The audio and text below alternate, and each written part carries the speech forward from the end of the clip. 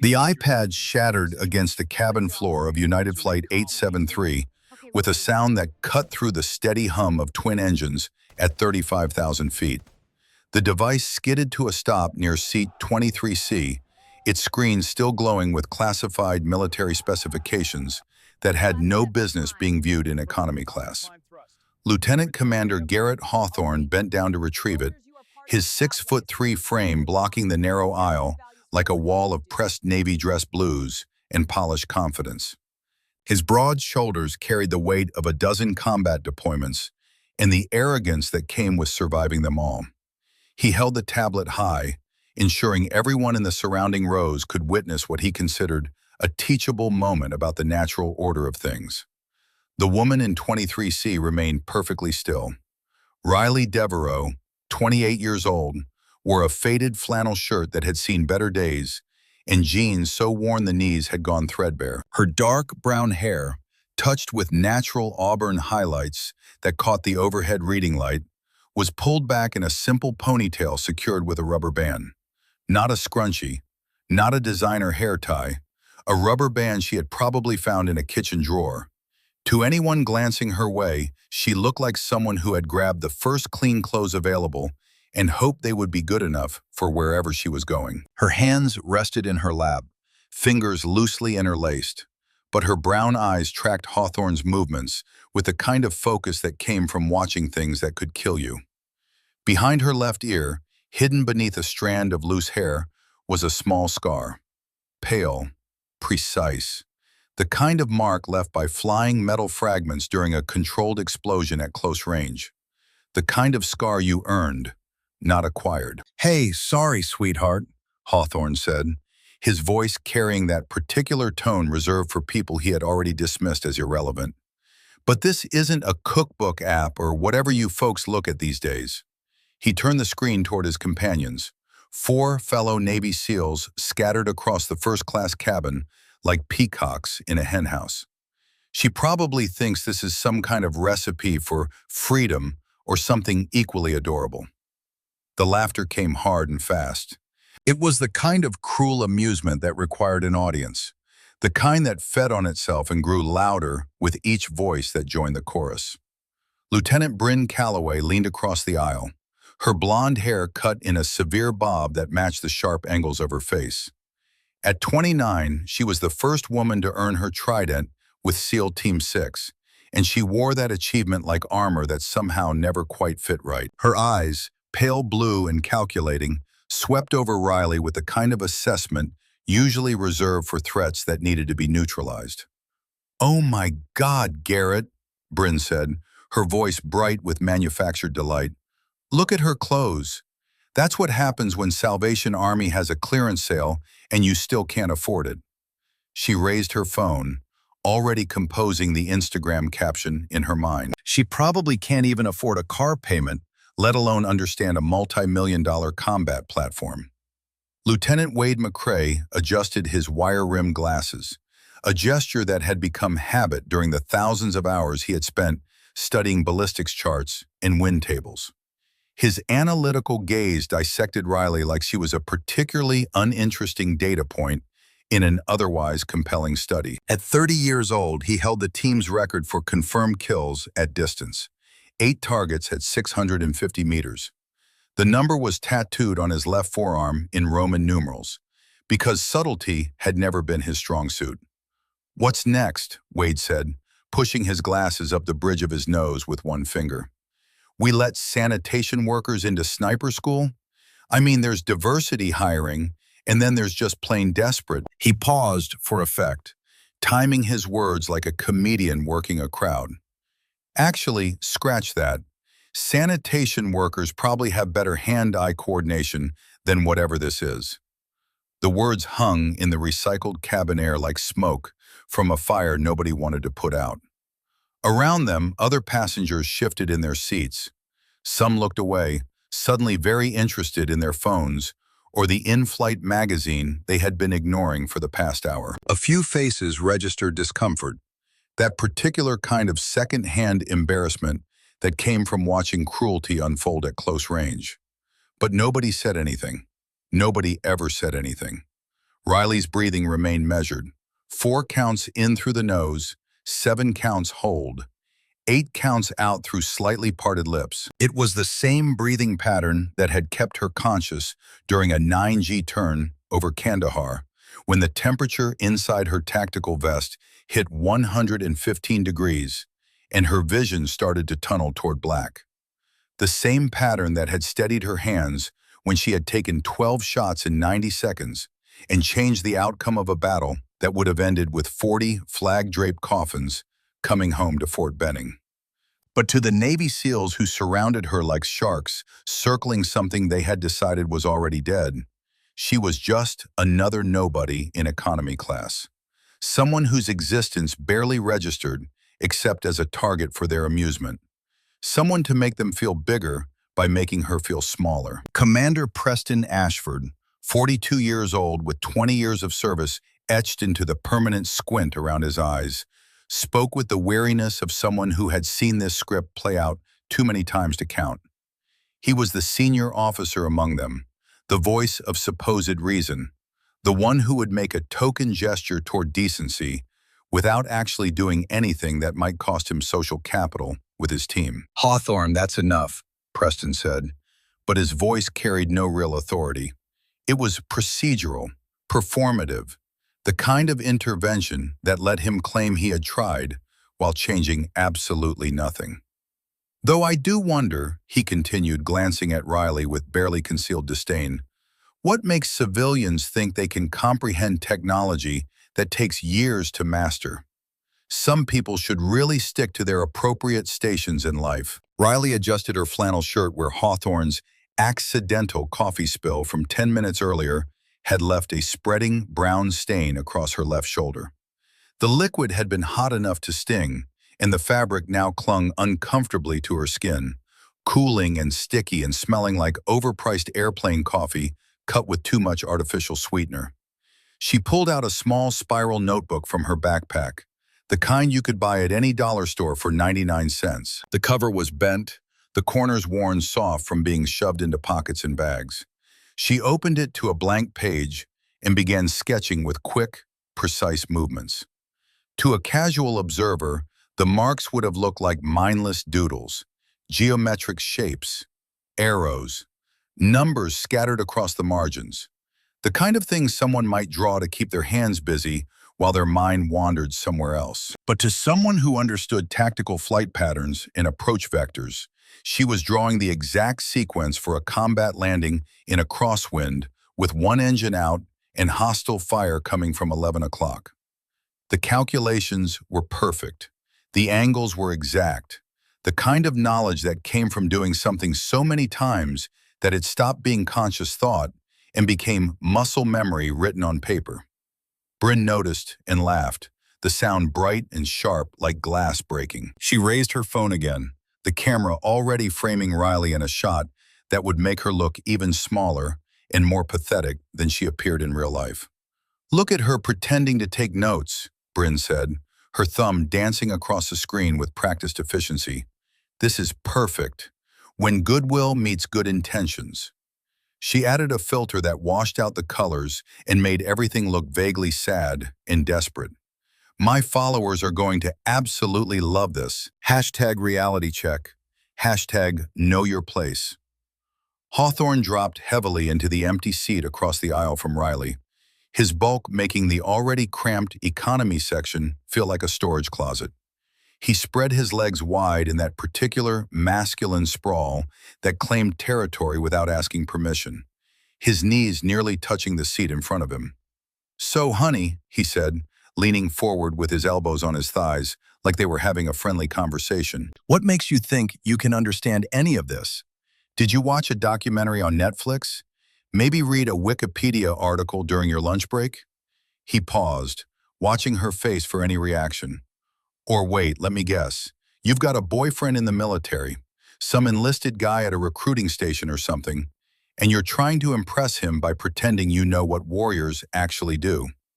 The assumptions stacked on top of each other like weights, each one designed to make her smaller, less significant, easier to dismiss.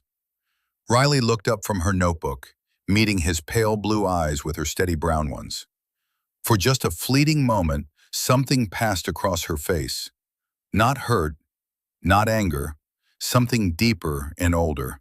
A memory of another time, another place, where underestimation had nearly cost 40 men their lives, and she had been the only thing standing between them and death in a desert that didn't care about anyone's assumptions. But she simply closed her notebook with deliberate care and slipped it into the seat pocket in front of her, right next to the safety information card that nobody ever read.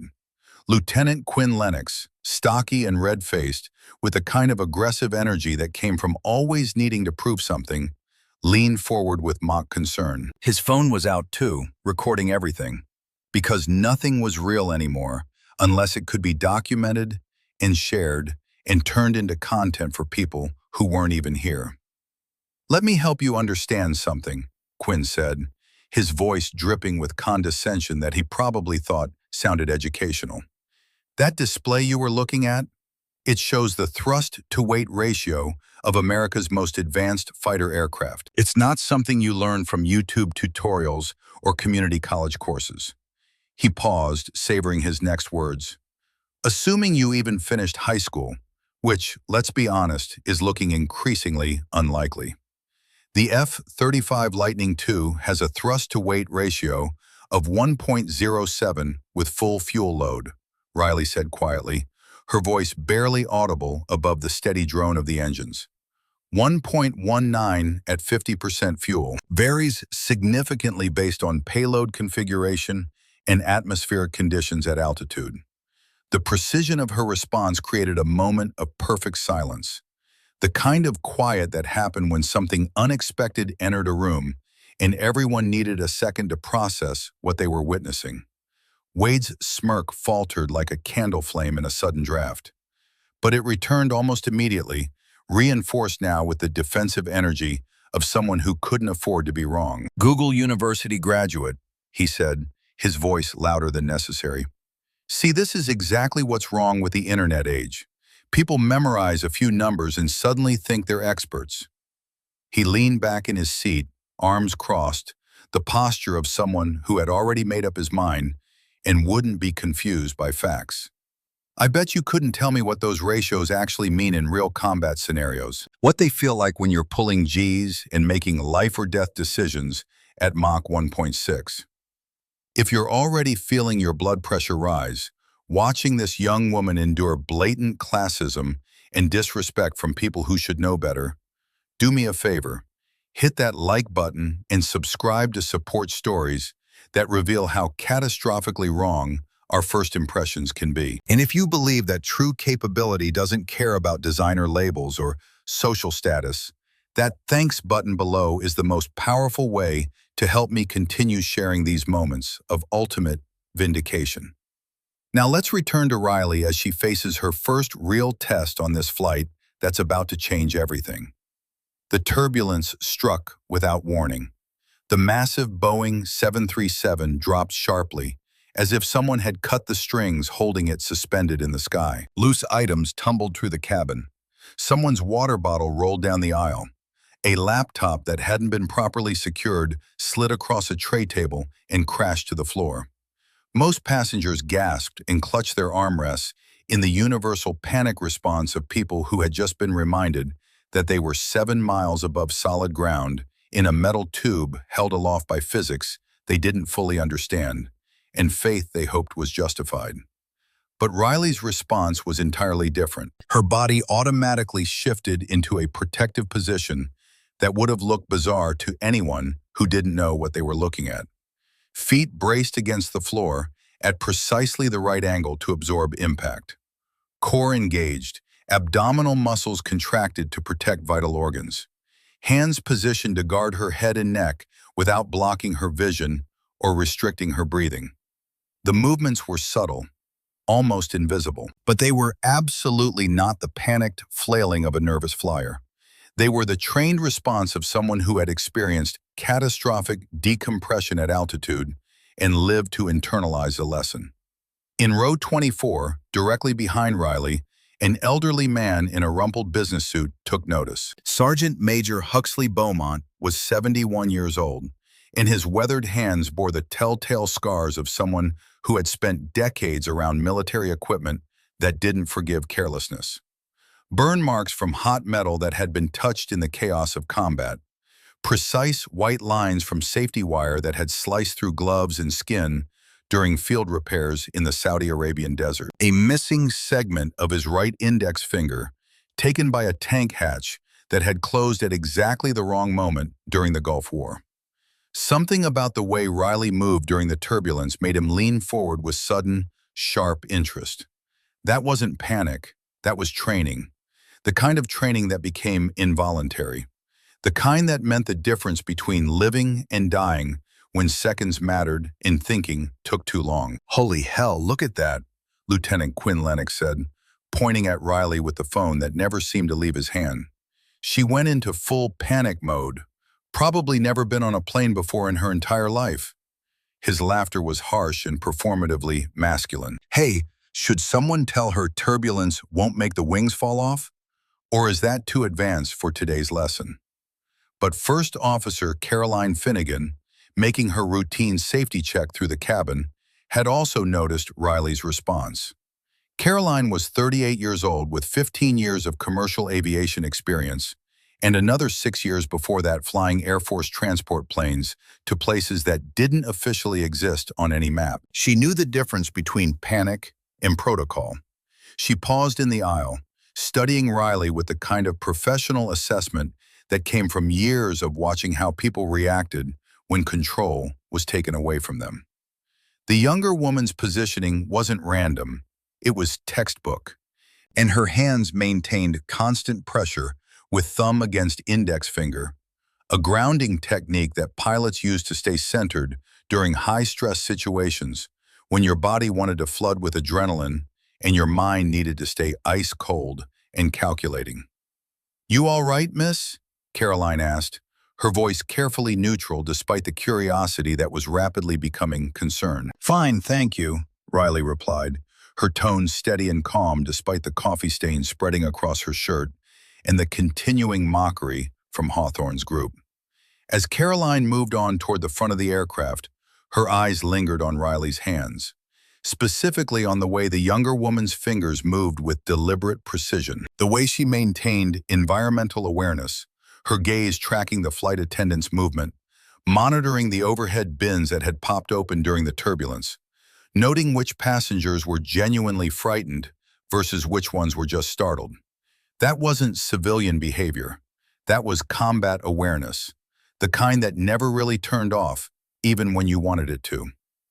Hawthorne wasn't finished with his performance. The turbulence had given him fresh ammunition, and he was the kind of person who couldn't resist using every weapon available. "See, this is exactly why civilians shouldn't try to understand military aviation," he announced to anyone within earshot, which at this point was most of the economy cabin. "You can memorize all the Wikipedia facts you want, sweetheart.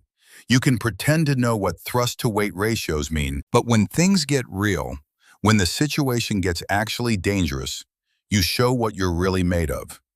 He gestured broadly at Riley, encompassing her whole existence with one dismissive wave. "We're trained for this. People like you, well, you just panic and hope someone else handles it. People like you." The phrase hung between them, heavy with implications that didn't need to be spelled out. People who shopped at thrift stores. People who couldn't afford first-class tickets. People who didn't belong in the same conversation as warriors who had earned their place through sacrifice and blood. "Dreams, you sorry, not sorry," Bryn added, tapping out an Instagram story with her perfectly manicured nails. "Just know your place." The filter she used made Riley look even more washed out, even more pathetic, even more like someone who existed only to make other people feel superior by comparison. Huxley Beaumont carefully folded his newspaper with movements that suggested both arthritis and barely controlled anger. He had seen this dynamic before. Different faces, different uniforms, different wars, but the same ugly script playing out like a bad movie that kept getting remade because audiences never got tired of watching other people suffer. Yet something about this particular young woman's composure reminded him of someone from long ago. Someone who had proved that appearances meant absolutely nothing when lives hung in the balance and capability was the only currency that mattered. Riley pulled out her phone to check for messages. The screen lit up showing 5 missed calls from Georgetown University Hospital, all from the same extension, all from her mother's oncologist. She knew exactly what they wanted. They wanted to discuss payment plans for the $280,000 experimental surgery scheduled for next week, the treatment that insurance had refused to cover, the procedure that represented her mother's only chance at seeing another Christmas, the reason Riley had walked away from everything. A flash of memory invaded her thoughts, sharp and uninvited. Standing before an M24 sniper rifle for the first time at 23 years old, the youngest qualified sniper in her Ranger training class. The crew chief, a grizzled veteran named Martinez, who had served in 3 wars and trusted nobody under 30, had looked at her with undisguised skepticism. "You sure you can handle her, little girl?" he had asked, not meanly but not kindly either, just stating what he saw as obvious fact. She hadn't answered him that day with words. She had answered with 12 center mass shots at 800 meters in conditions that made experienced snipers pack up and call it impossible.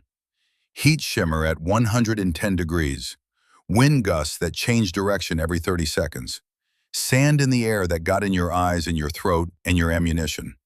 12 shots, 12 kills, 90 seconds. 40 Rangers who got to go home to their families instead of coming home in boxes. But that was before the medal nomination that would never be finalized, before the choice between career glory and family loyalty, before her mother's diagnosis turned the entire world into a simple equation.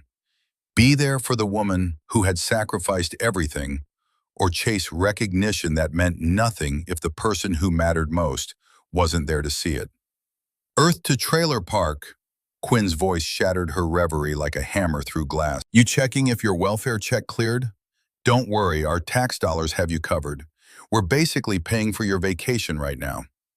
The casual cruelty of his words made even some nearby passengers shift uncomfortably in their seats. A mother traveling with 2 young children pulled them closer, whispering for them not to stare, trying to shield them from the kind of meanness that served no purpose except to make small people feel temporarily large. The poison was spreading through the cabin like spilled wine, staining everything it touched. Wade pulled up something on his tablet, his expression radiating the kind of smug superiority that came from someone who had never been genuinely challenged and therefore assumed he never would be. "Since you're so interested in military aviation," he said, angling the screen so Riley couldn't see it but everyone else could, "let me test your Google skills. What's the maximum angle of attack for an F-16 Fighting Falcon in a sustained combat turn at 20,000 feet? And don't bother looking it up. I'll know if you're searching. I can see your hands from here." Riley's fingers stilled on her phone. She could recite not just the angle, but the exact conditions under which it changed. She could describe the sensation of blood draining from your brain as you push the aircraft beyond its design limits. The way vision tunneled and grayed at the edges, starting with peripheral darkness and moving inward until you were looking through a shrinking porthole at the world. The precise moment when you had to ease off the stick or risk G-induced loss of consciousness that would send you spiraling into the ground at 500 miles per hour. She could tell them about things that weren't in any manual. The sound the aircraft made when you exceeded maximum angle of attack, the way the stick fought back in your hands, the split-second decision point where you either committed fully or backed off, because hesitation in that moment was just death with extra steps. Instead, she remained silent. "That's what I thought," Wade said triumphantly, closing his tablet with a decisive snap. "See, real knowledge comes from experience, not internet searches. You can't fake your way into understanding what we do. You can't YouTube your way into expertise. He looked around at his teammates, feeding off their approval. She's probably never even been in a cockpit, let alone understand the physics of high-performance maneuvering. Bryn had moved closer, her phone still recording, always recording because nothing was real unless it could be documented and shared and turned into engagement metrics. "Wait, I want to get a better angle," she said, repositioning herself in the aisle. "The contrast is just perfect. Her in that pathetic, stained shirt next to Garrett in his dress blues. It's like Beauty and the Beast, except Beauty is the uniform, and she's, well..." She let the sentence trail off, the implication hanging unspoken, but crystal clear. The flight attendant, a woman named Jenny, who was in her mid-40s, with kind eyes that had seen too much human behavior at 35,000 feet, approached with a small stack of napkins. She offered them quietly to Riley, her voice low enough that it wouldn't attract more attention. "Here, hun," Jenny said, "for the coffee stain. Can I get you some club soda? It might help get it out before it sets permanently." "Thank you," Riley said, accepting the napkins with the quiet dignity that made Jenny pause and look at her more carefully. There was something in the younger woman's bearing that seemed fundamentally at odds with her appearance. Something in the way she held herself, the economy of her movements, the awareness in her eyes that tracked everything while appearing to notice nothing. "Is everything okay here?"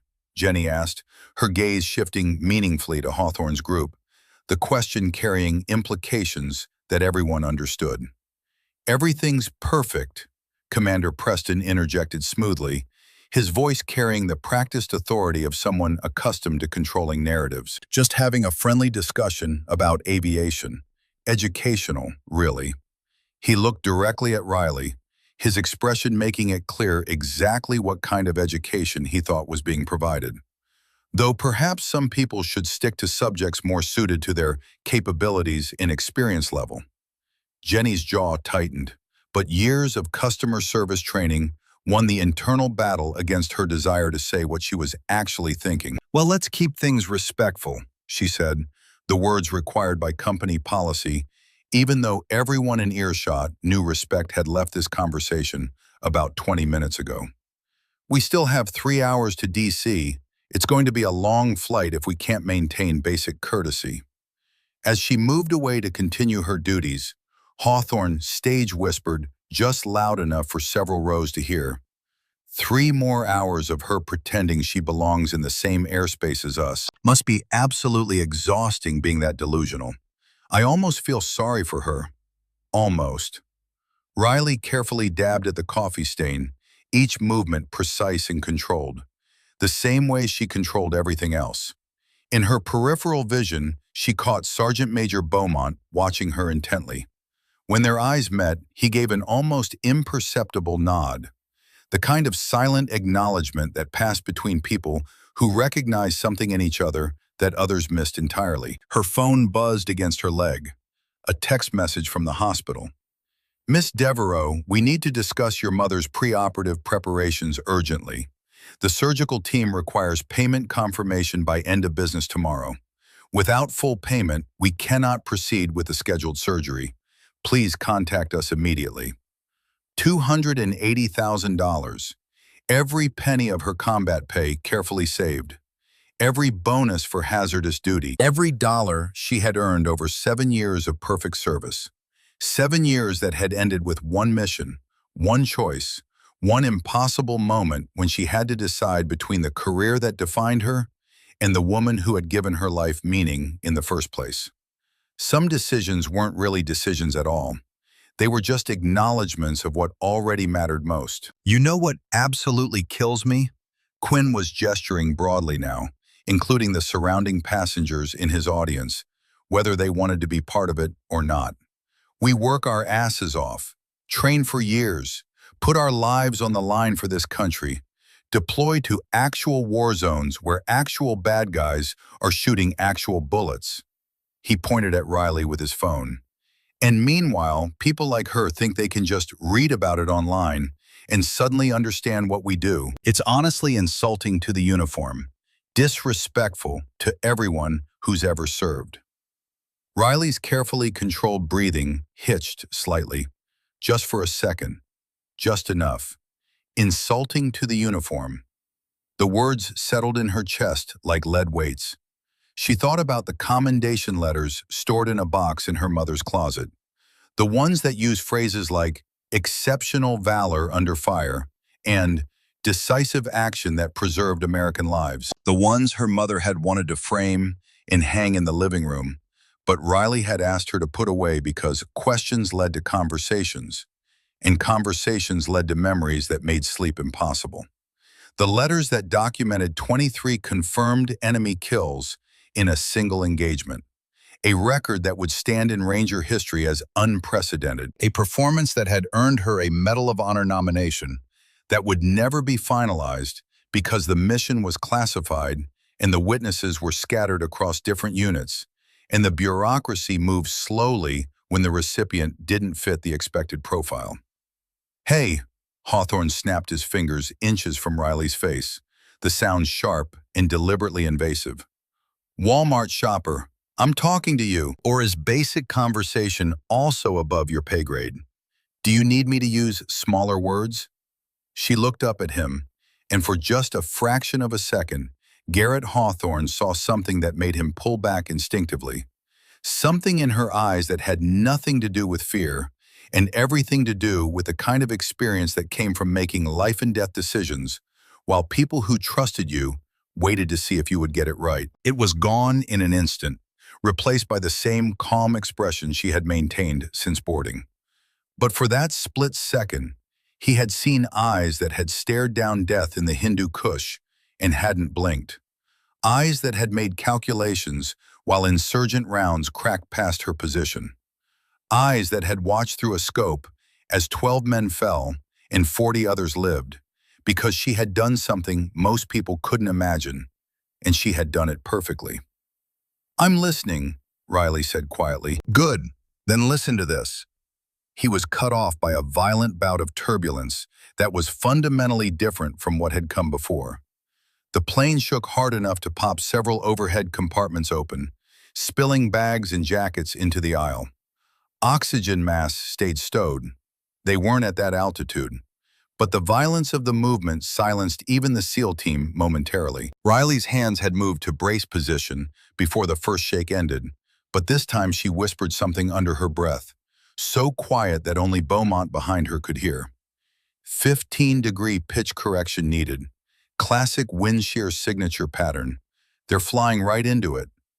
Wade, despite his mockery and his certainty of his own superiority, had caught her words. His analytical mind couldn't help but process what she had just said, even though accepting it as accurate would mean reconsidering everything he had assumed about her.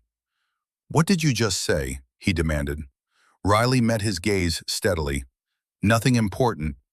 But First Officer Caroline Finnegan, making another pass through the cabin with growing concern about the atmospheric conditions, had heard it too. And this time she stopped directly beside Riley's row, her professional curiosity now mixed with something that looked like dawning recognition. "Excuse me, miss," Caroline said, her voice low and carefully controlled. "I couldn't help but notice. You seem very familiar with aircraft behavior and atmospheric conditions, more familiar than most passengers." Riley met her gaze evenly, neither confirming nor denying. "I fly a lot." "Commercial?" Caroline asked, though her tone suggested she already knew the answer was more complicated than that. "Sometimes." Caroline's eyes narrowed slightly, her mind working through the puzzle pieces that weren't quite fitting together. The way this young woman held herself, the constant environmental awareness, the technical knowledge that had been too precise to be casual, the ability to diagnose wind shear before the pilots had announced it, the muscle memory responses that screamed military training to anyone who knew what to look for. "If you don't mind me asking," Caroline continued, "what takes you to D.C.? "Visiting family," Riley answered simply. "My mother's in the hospital there." "I'm sorry to hear that." The compassion in Caroline's voice was genuine, but her professional assessment continued beneath it. "Which hospital?" "Georgetown University Medical Center." Caroline nodded slowly.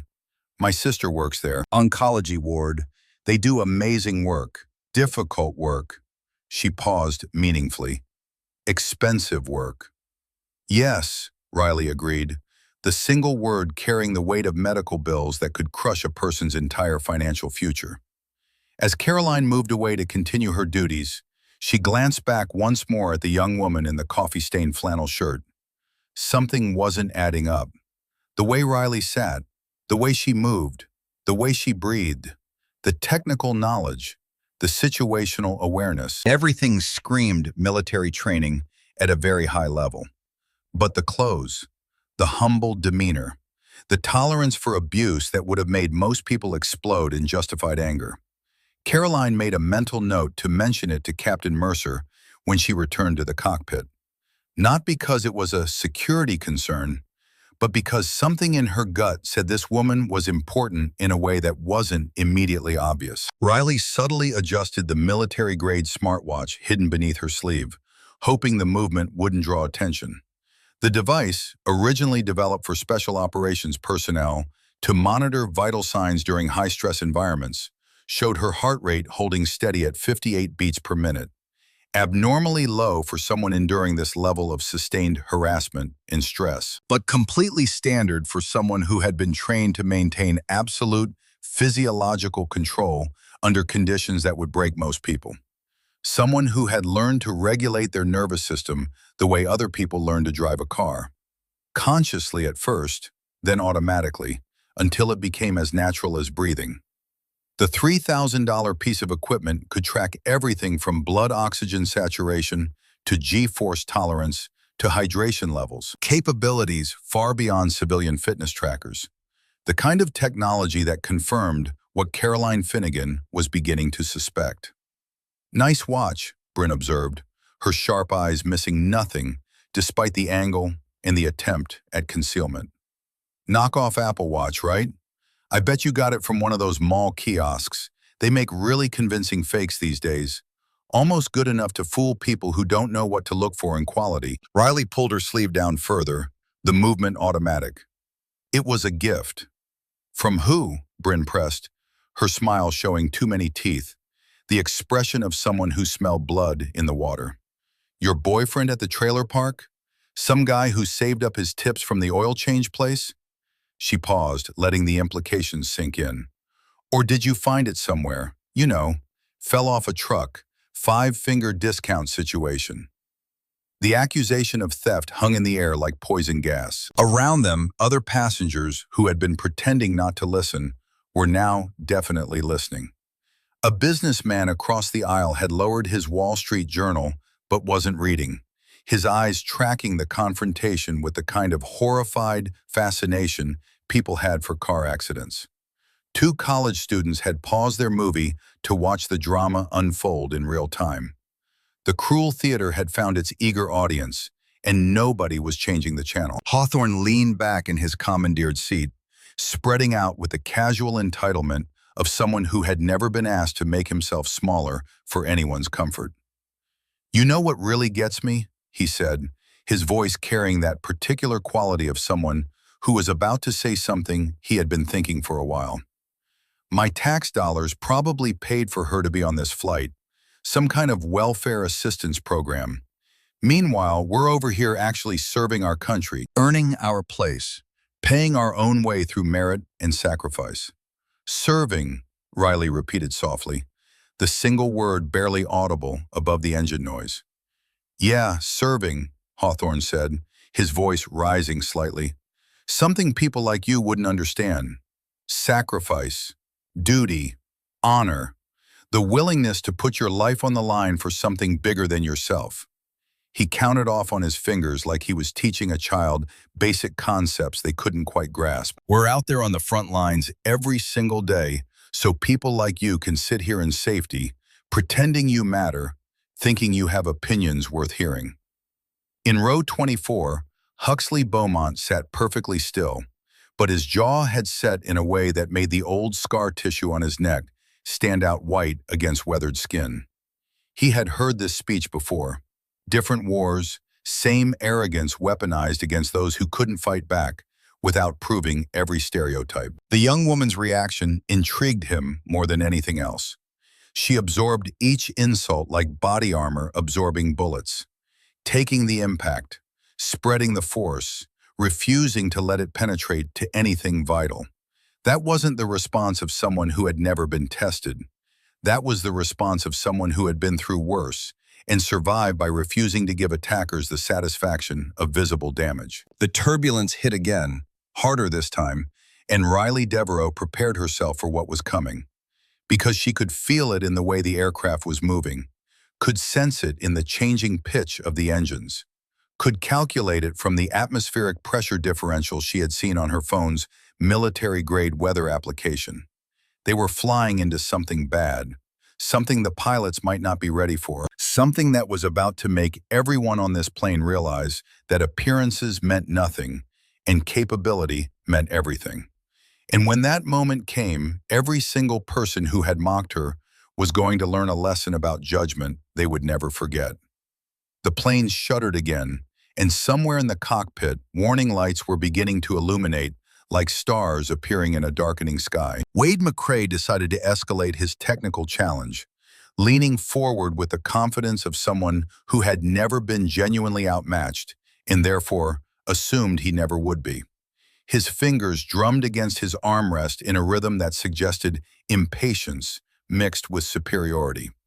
"Okay, since you somehow knew that thrust-to-weight ratio," he said, his voice carrying the tone of a professor about to expose a cheating student, "let's try something that actually requires real knowledge, something you can't just memorize from a defense contractor's public website." He paused for dramatic effect, making sure his teammates were watching. "What's the corner velocity of an F-35 in a sustained turn at 20,000 feet? And I want specifics, not generalities." The question was highly technical, the kind of information you would only possess from actual flight experience in the aircraft or access to classified performance manuals that civilians had no business reading. The kind of detail that separated people who had done something from people who had only read about it. Riley's eyes flickered with something that might have been amusement or recognition before settling back to neutral. She set down her napkin, the coffee stain on her shirt now a darker brown that had mostly stopped spreading.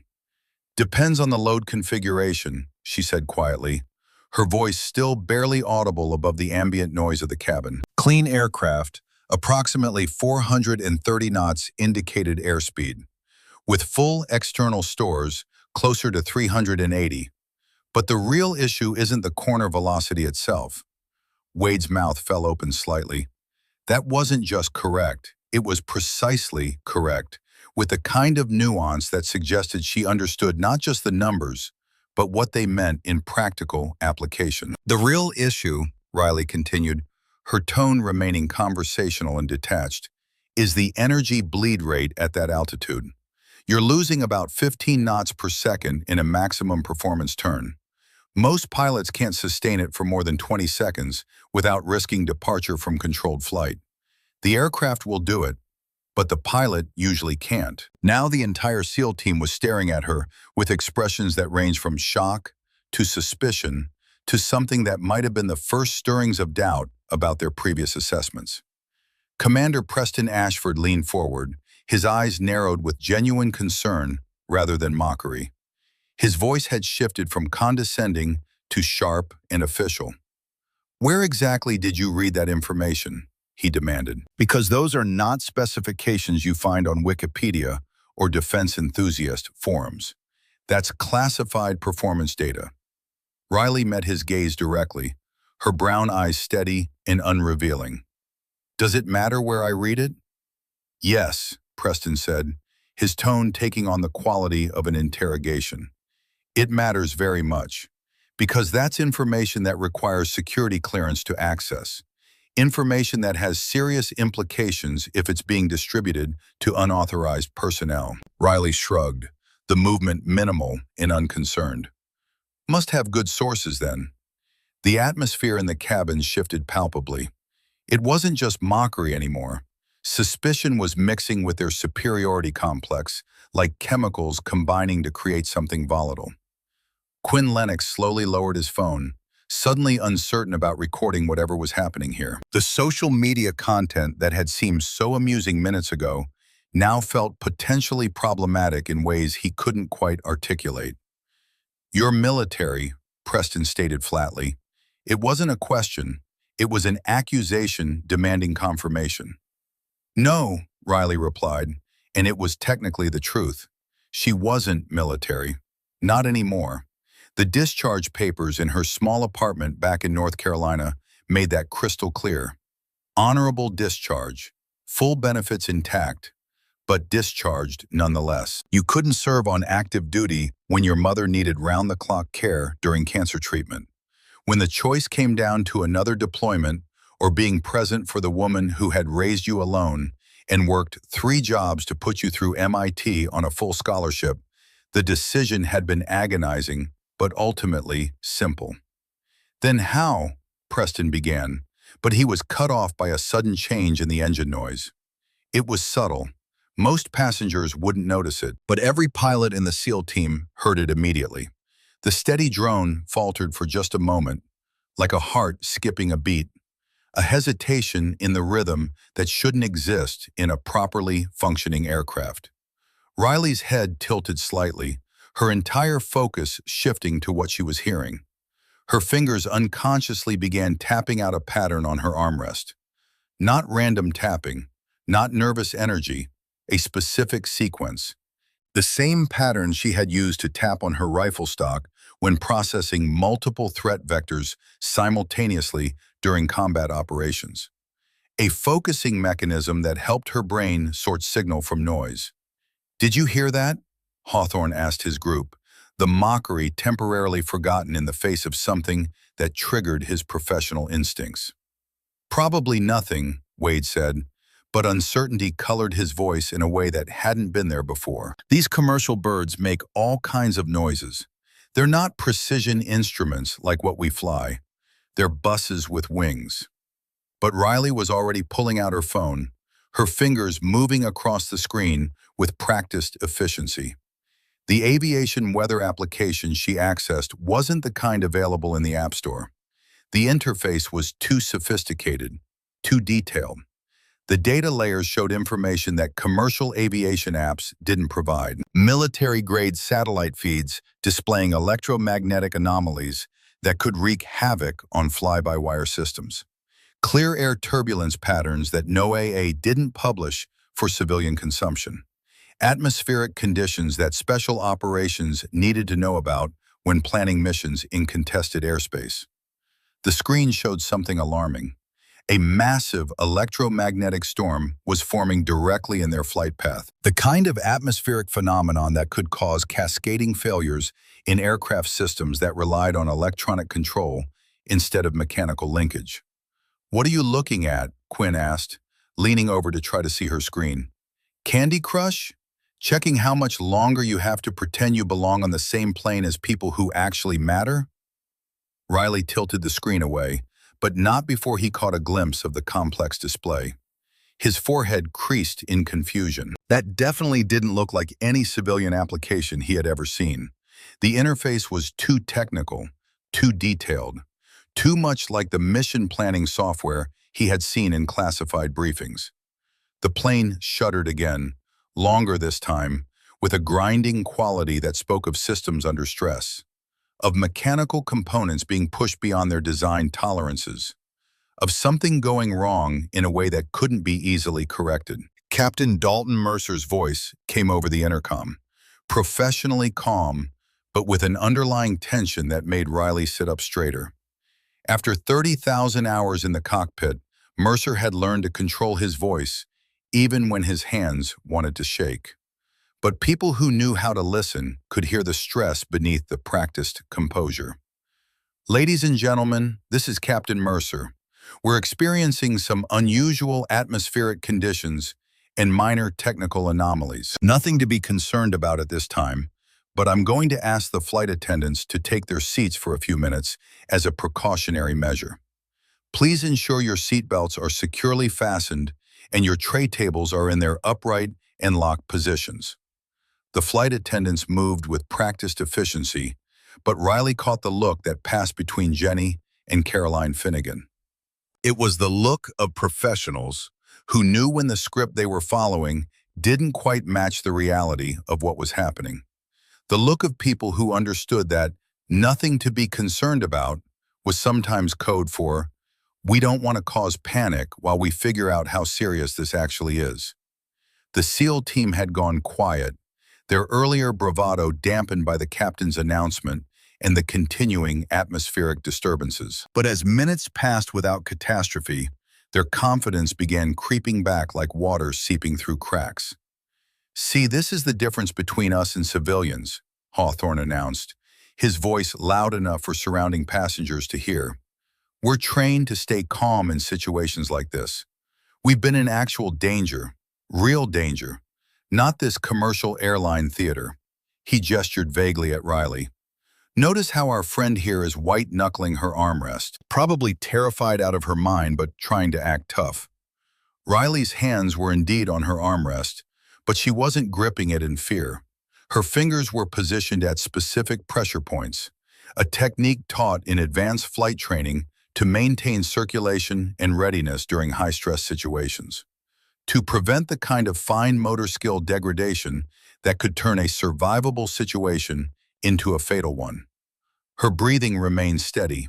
4 counts in, 7 counts hold, 8 counts out. The pattern was so ingrained it happened automatically, requiring no conscious thought. Like breathing itself had become a tactical skill rather than an involuntary biological function. Bryn had recovered enough to pull out her phone again, the social media instinct overriding common sense and basic decency. "This is actually perfect," she said, already framing the shot. "When you're scared of flying but trying to act tough for the internet. My followers are going to absolutely eat this up." She angled for another photo, but the plane lurched sideways with enough force to send her phone clattering to the floor. This wasn't ordinary turbulence. This wasn't the kind of bump that made drinks slosh in their cups and passengers reach for armrests. This was the aircraft being thrown sideways by forces that shouldn't exist at cruise altitude in clear skies. Riley's trained senses cataloged the differences with automatic precision. The lateral movement, the slight nose-down attitude that the autopilot was fighting to correct, the way the engines seemed to be struggling against something they couldn't overcome. Her mind ran through possibilities with the speed of someone who had been trained to diagnose problems while simultaneously solving them. Wind shear, system malfunction, hydraulic issues, control surface failures. None of the options were good at 35,000 feet over the Midwest, with nearly 200 people depending on machines that were supposed to work perfectly every single time. "Okay, that was different," Wade admitted, his technical knowledge overriding his need to maintain appearances. "That felt like..." He paused, searching for the right description. "Like the autopilot was correcting for something it shouldn't have to correct for. Like the flight control computers are fighting conflicting data. Manual override attempting to compensate for false sensor inputs," Riley finished quietly, her voice so soft that only Wade and Preston heard her clearly. Both men stared at her in stunned silence. How could she possibly know that? How could someone who looked like she shopped at Goodwill and counted pennies for bus fare diagnose flight control issues with the precision of a test pilot? "The same way you do," Riley said, answering the question they hadn't asked out loud. "By paying attention to what the aircraft is telling you instead of what you want to believe." The lights flickered.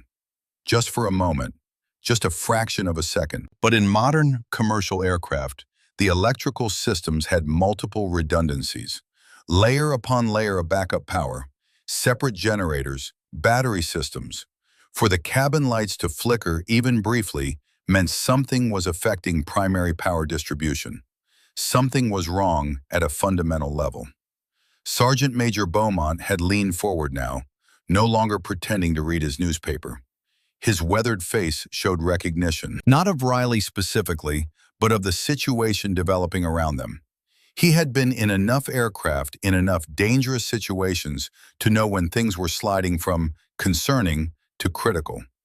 and he had seen enough young officers underestimate problems to know that pride was often the last thing someone felt before they realized how badly they had miscalculated. First Officer Caroline Finnegan emerged from the cockpit, her face professionally calm, but moving with purpose that suggested urgency beneath the controlled exterior. She went straight to Jenny, the senior flight attendant, and they conferred in low voices near the forward galley. Riley caught fragments, system anomalies, manual backup, precautionary procedures. The aircraft banked sharply left, the angle steep enough to send loose items sliding across seats. Someone's coffee cup, not properly secured, rolled down the aisle with a hollow rattling sound. A child started crying. The veneer of normalcy was cracking like ice under pressure, revealing the cold water of fear underneath. "This isn't right," Quinn said, his voice lacking its earlier confidence. "Commercial planes don't fly like this. They're supposed to be stable, smooth. This feels like evasive maneuvering." "No," Riley said, her voice still quiet but carrying absolute certainty. "It doesn't. Evasive maneuvering is controlled aggression. This is barely controlled compensation. The pilots are fighting the aircraft, and the aircraft is fighting itself." Her calm response in the face of growing chaos made them all look at her again. Where other passengers were beginning to show visible signs of panic, pale faces, white-knuckled grips on armrests, Riley seemed to be settling deeper into her seat. Her body was relaxing in a way that seemed completely counterintuitive, like she was preparing for something she had done before and knew she could do again. "You're not scared," Preston observed, his tone carrying accusation, as if her composure was somehow offensive, as if the natural order of things required her to be terrified while they remained calm. "Fear is a luxury," Riley replied, her eyes tracking the overhead bins that were starting to rattle with the aircraft's movement. "Focus is a necessity.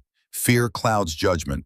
Focus saves lives." It was the kind of statement someone made when they had been trained to function in life or death situations. When panic wasn't an option because other people were counting on you to be the calm voice in the chaos. Preston knew it because he had heard similar statements in SEAL training. Wade knew it because he had said similar things to himself during his first combat deployment. Hawthorne knew it because it was carved into the wall at the Naval Special Warfare Center. But admitting they recognized it would mean admitting they had been catastrophically wrong about this woman. And pride was a powerful anchor that kept people from changing course, even when the course was obviously leading to disaster. Captain Mercer's voice returned over the intercom, and this time the carefully maintained calm was slipping. "Ladies and gentlemen, I need to be direct with you. We're experiencing technical difficulties with our navigation and flight control systems. We're working to resolve the issues, but I need to ask everyone to remain seated with seatbelts securely fastened. Flight attendants, please prepare the cabin for potential rough air."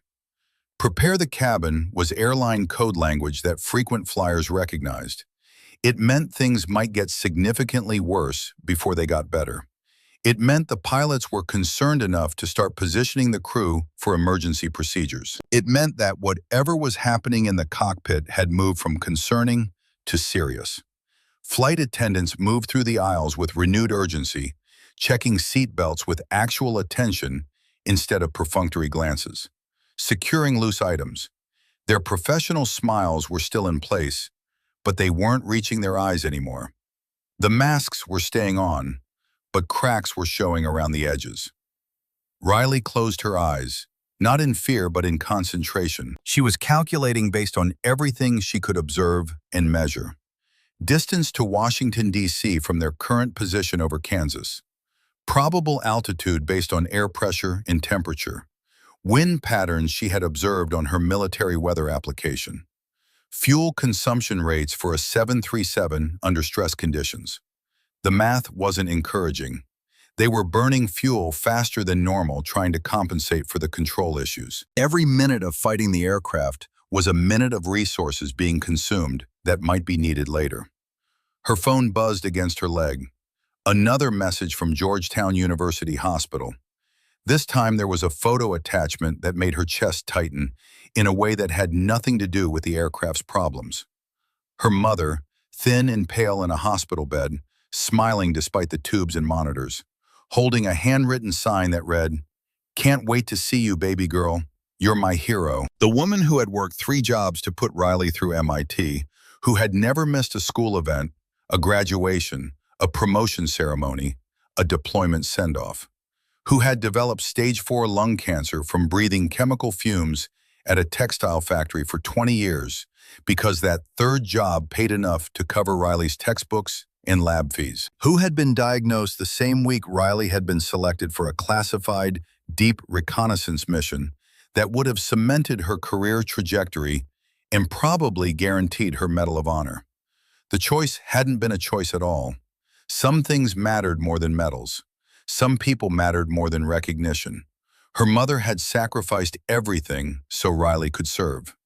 When it was Riley's turn to choose, there had been no hesitation. "Look at her checking her phone like nothing's happening," Bryn said, but her voice lacked its earlier venom. Fear was beginning to equalize them all, stripping away the social hierarchies they had constructed and revealing the basic human vulnerability underneath.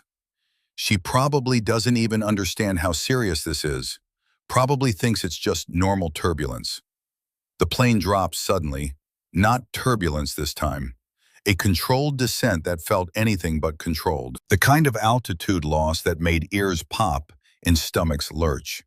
Oxygen masks remained stowed because they weren't at that altitude yet, but the angle was steep enough to cause genuine alarm among passengers who had been trying to convince themselves everything was fine. Someone screamed. Several passengers began praying audibly. The child who had been crying earlier was now wailing in genuine terror. The social contract of air travel, the mutual agreement to pretend that flying 7 miles above the earth in a metal tube was perfectly normal and safe, was dissolving rapidly. The SEAL team had gone completely silent. Their faces showed varying degrees of pale concern. They were pilots, yes, but pilots of single-seat fighters that they controlled directly through stick and throttle.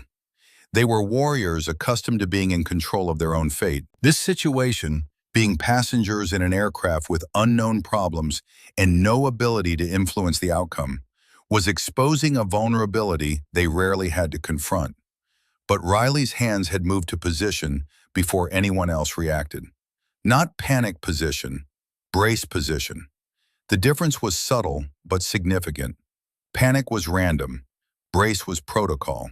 She had placed her hands exactly where they needed to be to protect her head and neck during a potential hard landing. Her body was positioned to absorb impact forces while maintaining the ability to assist others immediately after.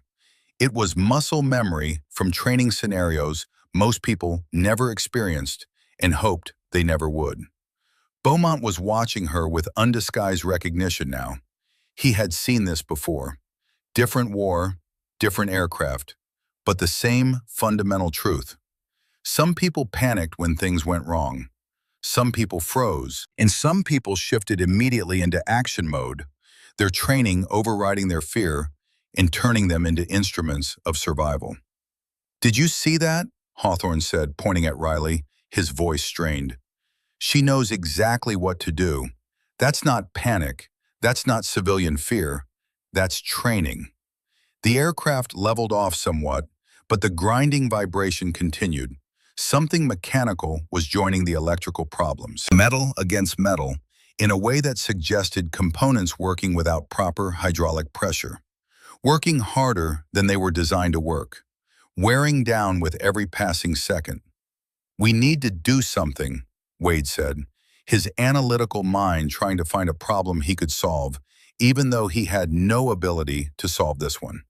"If the fly-by-wire system is compromised, if the flight control computers are getting bad data, what exactly do you suggest?" Preston cut him off, his own fear making him sharp. "Walk up to the cockpit and offer to help? This isn't an F-18. This is a commercial airliner with 183 people on board. Different aircraft, different systems, different everything. 183 souls.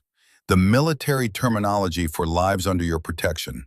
Lives you were responsible for bringing home safely. Riley noticed the shift in language immediately, the way crisis stripped away pretense and revealed core training. Preston might be afraid, but his instincts were still functioning. He was thinking in terms of responsibility rather than just personal survival. The descent continued. Riley's phone showed they were dropping through 28,000 feet based on the barometric pressure sensor in her military watch. At this rate of descent, they would need to find somewhere to land within the next 20 minutes. Her mind automatically mapped possible airports. Kansas City, Des Moines, Omaha, all of which required functioning navigation systems to find and functioning control systems to land at safely. Captain Mercer's voice returned, and this time there was no attempt to hide the urgency. Ladies and gentlemen, I'm not going to sugarcoat our situation. We have experienced multiple system failures affecting our navigation and flight control systems. We are descending to a safer altitude and working to identify a suitable airport for landing. I need everyone to remain calm and follow all crew instructions exactly. He paused, and when he spoke again, his voice carried a weight that made everyone in the cabin go absolutely silent. Additionally, this is highly unusual, but I need to ask, are there any military pilots on board? Specifically, anyone with experience in fly-by-wire systems or emergency aircraft operations? If so, please identify yourself to the cabin crew immediately. The words hung in the air like a grenade with the pin pulled. The captain of a commercial airliner was asking passengers for help. That didn't happen unless the situation in the cockpit was desperate enough that standard procedures had failed, and they were moving into territory where any expertise might make the difference between life and death. The blood drained from Hawthorne's face, from all their faces. They were military pilots, yes, but pilots of fighters designed for one person. Commercial aviation was a completely different world, with different systems, different procedures, different everything. The skills weren't transferable in the way that mattered right now. They could fly aircraft, but not this aircraft, not in this situation. Riley's hand moved toward the call button. It hovered there for a moment. 7 years of habit said to stay quiet, to remain invisible, to let other people handle it. 7 years of keeping her head down and her capabilities hidden, because calling attention to yourself meant questions, and questions meant conversations about things that were classified and painful and better left buried. But 183 souls said otherwise. She pressed the button. Jenny appeared almost instantly, moving fast despite the aircraft's unstable flight path. Her professional composure was cracking around the edges, revealing the fear underneath. "Yes, miss?" "The captain asked for military pilots," Riley said simply. "Oh, thank God," Jenny breathed, genuine relief flooding her features. "What's your experience level? What aircraft types?" Riley glanced at the SEAL team. All of them were staring at her with expressions that ranged from shock to disbelief to something that might have been the first stirrings of horror as they began to understand exactly how badly they had misjudged this situation. Then she looked back at Jenny and spoke words that would change everything. 7 years active duty, multi-engine qualified, fly-by-wire specialist, emergency operations experienced. She paused for just a heartbeat. Primary aircraft, UH-60 Blackhawk. Secondary qualifications, multiple rotary and fixed-wing platforms. 3 emergency landings under combat conditions with damaged aircraft and wounded personnel on board. The silence that followed was absolute. Jenny's eyes widened. Behind Riley, Beaumont slowly stood up, and in a gesture that would have seemed bizarre and inappropriate minutes ago, but now felt perfectly natural, he came to attention. "Ma'am," he said quietly, his voice carrying the weight of 30 years of military service and the respect of someone who recognized the real thing when he saw it. "Sergeant Major Huxley Beaumont, retired, 1st Battalion, 64th Armor Regiment, Gulf War." He paused, his eyes meeting Riley's with understanding. I flew with a lot of pilots over the years. I know what actual experience looks like. And I know what it sounds like when someone's being too modest about their qualifications. Riley met his gaze and saw something there that made her decision easier. Recognition. Not of her specifically, but of what she represented. Of capabilities that didn't announce themselves but simply existed, waiting to be needed. "Ma'am," Jenny said, her voice urgent now, "please come with me. The captain needs to speak with you immediately." As Riley unbuckled her seatbelt and stood, her movements fluid, despite the aircraft's continued instability, Wade blurted out words that captured what they were all thinking. "But you're so young, and you look like like what, Lieutenant?" Riley asked, pausing to meet his eyes directly. He couldn't finish the sentence, couldn't voice the prejudices that had seemed so reasonable and justified 20 minutes ago. Couldn't reconcile the person they had been mocking with the professional now standing before them, calm and competent, while everything around them fell apart. "Like someone you catastrophically underestimated," Beaumont finished for him, his voice hard with judgment. "Like someone you should have recognized on sight if you were half the warriors you claim to be." Riley moved past Hawthorne, who shrank back in his seat as if her competence was something contagious that might infect his carefully constructed worldview. Past Bryn, whose phone lay forgotten in her lap, the Instagram story suddenly seeming like evidence of her own failure rather than someone else's inadequacy. Past Quinn, who couldn't meet her eyes. Past Preston, whose lifetime of assumptions were crumbling in real time. As she reached the cockpit door, the plane lurched violently to the right. Several overhead bins popped open, spilling luggage into the aisles. Someone's military duffel bag fell at Hawthorne's feet, the contents scattering across the floor. Dog tags, unit patches, challenge coins from deployments and operations that suddenly seemed less impressive than they had an hour ago. One coin rolled across the carpet and stopped against Riley's worn sneaker. She bent down, picked it up, and read the inscription. "Aim high, fly, fight, win." She handed it back to Hawthorne, her expression neutral, but her eyes carrying a message he would remember for the rest of his life. "Hold on to that, Commander," she said quietly. "You might need the reminder about what those words actually mean." Then First Officer Caroline Finnegan opened the cockpit door, and Riley Devereaux stepped through to try and save every life on board. The cockpit door sealed behind Riley with a soft, pneumatic hiss that instantly muted the chaos of the passenger cabin. What greeted her was a different kind of chaos entirely. Organized panic, professional fear, the kind of controlled crisis that happened when highly trained people confronted a situation that exceeded their training and experience. Warning lights painted the cramped flight deck in angry reds and ambers, creating a constellation of problems that shouldn't exist simultaneously on a properly functioning aircraft. Alarms chimed in overlapping sequences, each one demanding immediate attention, creating an auditory assault that would have been overwhelming to anyone not trained to process multiple crisis inputs at the same time. Captain Dalton Mercer looked up from his battle with unresponsive controls, and Riley saw immediately what 30,000 hours of experience looked like when it confronted the limits of its own capability. His professional calm was fracturing around the edges.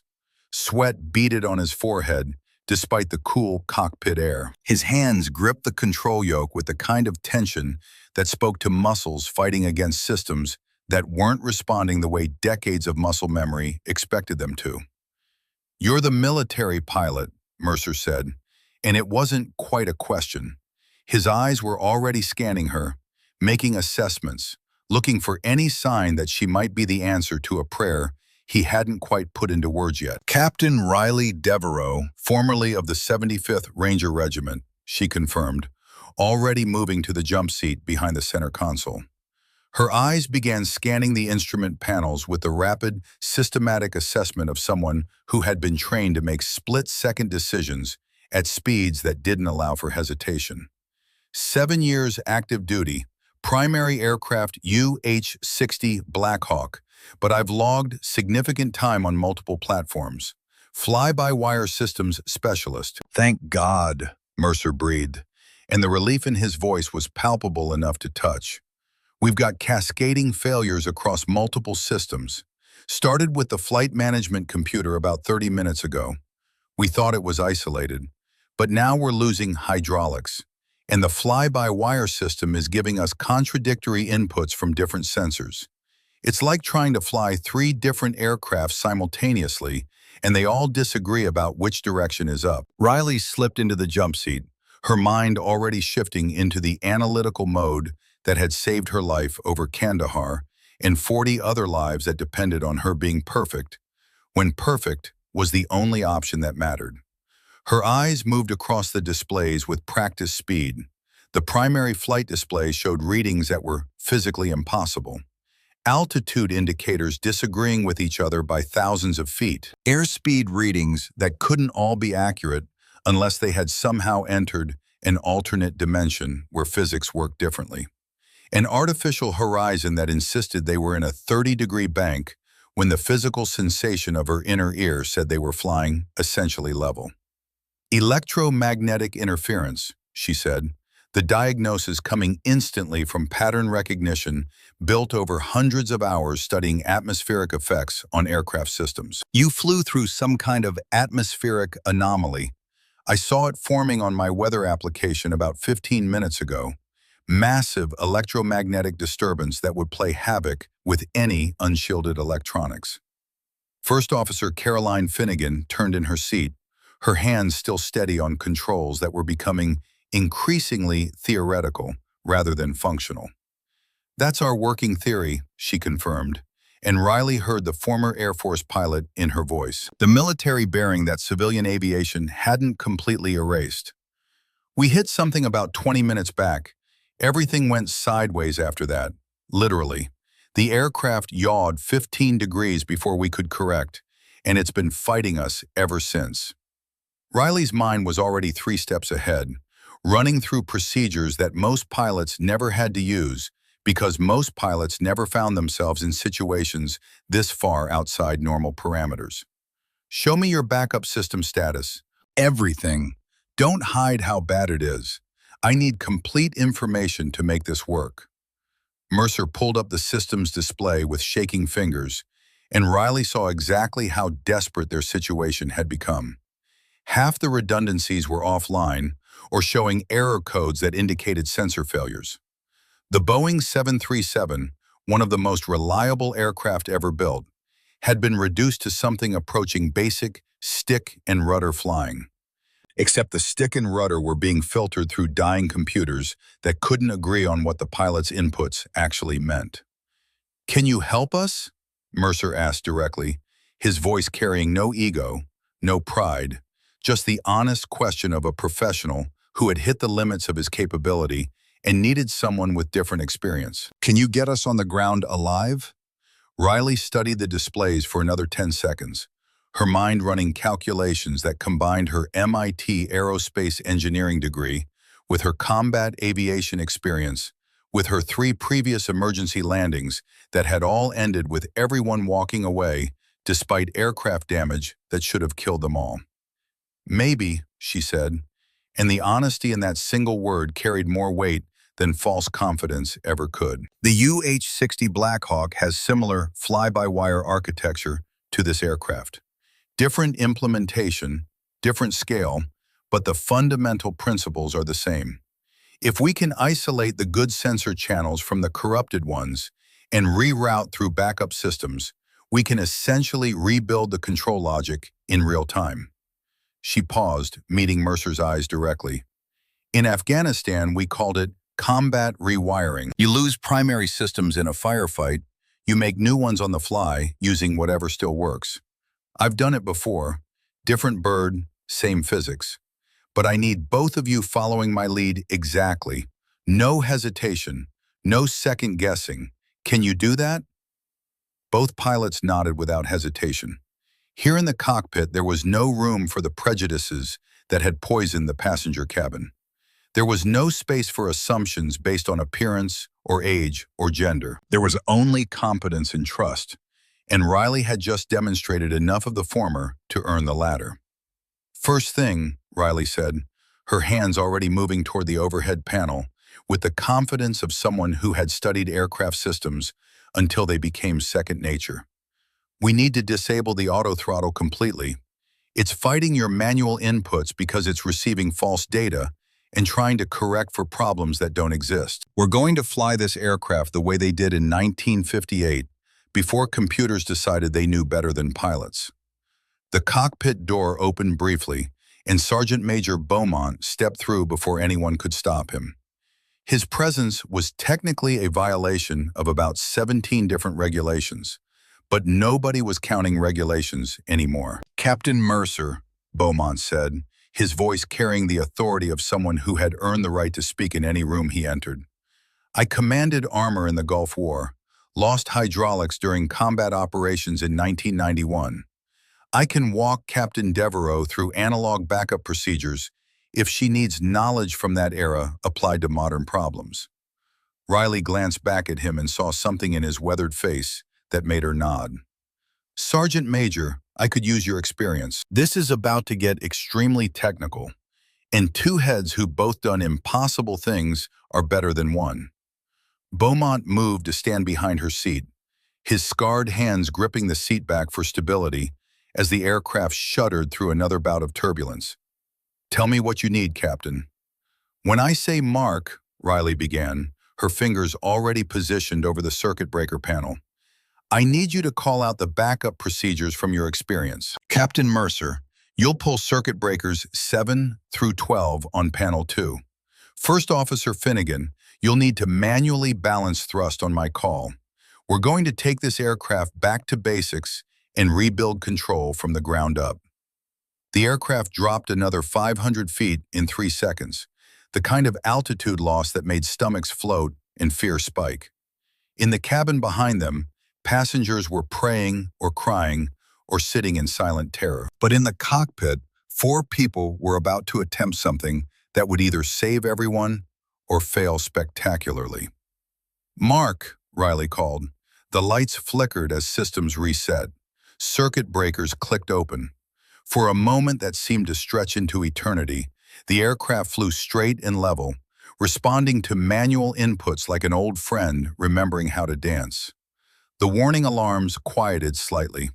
The contradictory sensor readings stabilized. Then a new alarm sounded, this one carrying a different quality of urgency. Hydraulic pressure dropping in System 2. The grinding sound they had been hearing wasn't just mechanical stress.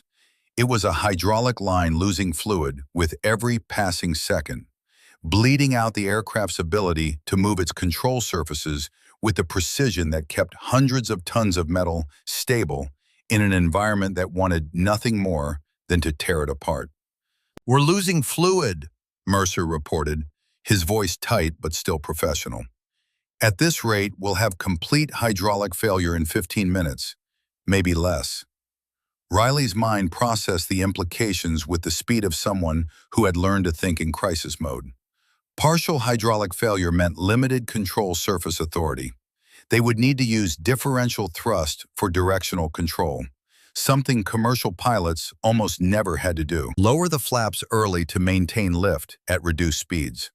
Find a runway long enough to accommodate a landing that would be hot and heavy and unforgiving of any mistakes. "Nearest suitable airport," she said, her voice remaining calm even as she calculated probabilities that were not encouraging. "Kansas City International," Caroline read from the navigation display that was still barely functioning. "Bearing 270, 85 nautical miles. But without full navigation systems and with hydraulic failures, I can get us there," Riley interrupted. She pulled out her phone, opening the military aviation application that had caused so much mockery in the passenger cabin. The sophisticated interface showed detailed terrain mapping, weather patterns, and something else. VOR navigation stations that predated GPS and still worked even when everything else failed. "I used to fly this corridor during stateside training exercises. There's a VOR station at Topeka we can use as a reference point. From there, I can dead reckon us to the approach using visual navigation and basic math. Mercer stared at her. You're going to navigate us to Kansas City using a VOR station and mental calculations? Without GPS? Without flight management computers? It's how pilots flew for 50 years before computers made us lazy, Riley said, her fingers already working the calculations. Wind speed and direction from her weather app, magnetic variation for this part of the country. Distance and bearing compensated for crosswind drift. The kind of aviation mathematics that had been replaced by computers, but still worked perfectly well if you remembered how. Heading 265 for 40 nautical miles, then 285 to intercept the final approach course. Have them foam the runway. We're going to need all the help we can get. She keyed the radio herself, her voice cutting through the various frequency chatter with the kind of authority that made people listen. Kansas City approach, United Flight 873 declaring emergency, multiple system failures including hydraulics and flight controls. 183 souls on board, requesting direct vectors to runway 19er and full emergency services. The controller's response came back immediately, professionalism overriding whatever shock he might have felt at the situation. United 873, Kansas City approach, roger your emergency. You're cleared direct to runway 19er. Winds 230 at 15, gusting to 25. Emergency equipment is rolling. Say fuel remaining and souls on board for confirmation. 5 hours fuel remaining, Riley responded. 183 souls. Be advised, we have limited maneuverability and will require full runway length. This will be a heavyweight landing with minimal braking capability. In the cabin, the SEAL team sat in stunned silence as they listened to Riley's voice coming through the overhead speakers. Clear, calm, professional, using terminology and procedures that proved beyond any doubt that she wasn't just someone who had memorized facts. She was someone who had lived this reality and knew exactly what she was doing. Hawthorne's hands were shaking, not from fear of the aircraft situation, though that was certainly present, but from the dawning realization of exactly how badly he had misjudged another human being, how completely his assumptions had failed him, how the woman he had called trailer trash was now the only thing standing between him and death at 500 miles per hour. 10 miles out, Riley announced to the cockpit. Time to configure. We're going to extend the gear on my mark. Once it's down, we're committed to landing. There will be no go-around capability with failed hydraulics. One chance. We make it perfect or we don't make it at all. The words hung in the air like a challenge to physics itself. Mercer and Caroline exchanged glances, the kind of wordless communication that happened between pilots who had flown together long enough to develop trust. Ready, Mercer said, his hands positioned on controls that would soon commit them to an approach that had to work because the alternative was unthinkable. Mark, Riley called.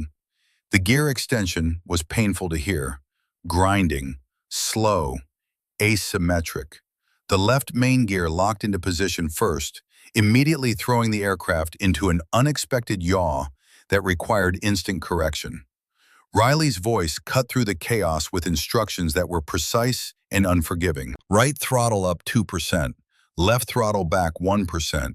Captain Mercer, 2 degrees right stick pressure. Hold it exactly there.